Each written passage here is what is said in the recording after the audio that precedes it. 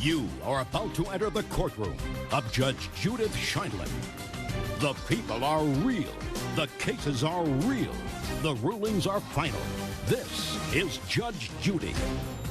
20-year-old Stephanie Young is suing her former live-in boyfriend, 20-year-old Raymond.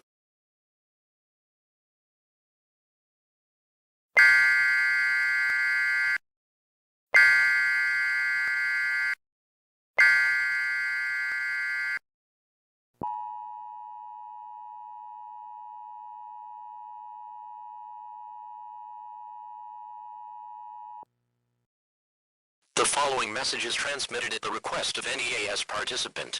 The National Weather Service has issued as civil authorities in your area have issued the following message is transmitted at the request of civil authorities. The following message is transmitted at the request of the White House. The following message is transmitted at the request of emergency management. At 0:00 o'clock Eastern Standard Time, an emergency. The emergency alert system is experiencing severe technical difficulties. Please disregard any further emergency alert messages. Your government will confirm if an alert is valid or not. The emergency alert system is experiencing severe technical difficulties. Please disregard any further emergency alert messages. Your government